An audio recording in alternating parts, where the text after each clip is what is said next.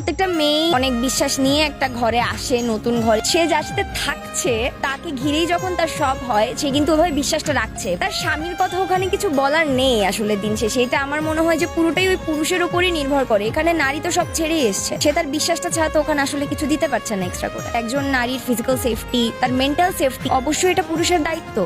স্বামীর কাছে সেফ থাকা, এটার জন্য নারী আলাদাভাবে কি করতে পারে? এটা তো সম্পূর্ণটাই স্বামীর দায়িত্ব আমি মনে করি। একজন মানুষ সে যখন একজনের সাথে একটা বৈবাহিক সম্পর্কে আবদ্ধ হচ্ছে, তখন অবশ্যই সেই পবিত্র সম্পর্কে তারা দুজন প্রতিজ্ঞাবদ্ধ হয়ে আসছে যে আজীবন একে অন্যের খেয়াল রাখবে। এখানে নারী পুরুষ উভয়েরই দায়িত্ব। ধর্মগত ভাবেও কিন্তু পুরুষকে নারীর রক্ষক হিসেবেই দেখা হয়। অবশ্যই এটা পুরুষের দায়িত্ব যে একজন নারীর ফিজিক্যাল সেফটি, তার মেন্টাল সেফটি একজন পুরুষ মানুষ যেন নিশ্চিত করে জিনিসটা। প্রথমত আমি বলবো যে বৈবাহিক সম্পর্কে জড়ানোর আগে নিজের সম্পূর্ণভাবে শিওর হওয়া ব্যাপারটা, যে আমি কেমন মানুষ চাই, আমি তার সাথে যখন থাকবো আমি কিভাবে থাকতে চাই, আগে থেকেই একটা প্ল্যান করে সেইভাবে আগাই। বা যদি পরবর্তীতে আমার কোনো প্ল্যানে পরিবর্তনও আসে, আমি সেটা তার সাথে বসে বসে আলোচনা করে সে অনুযায়ী আগাই।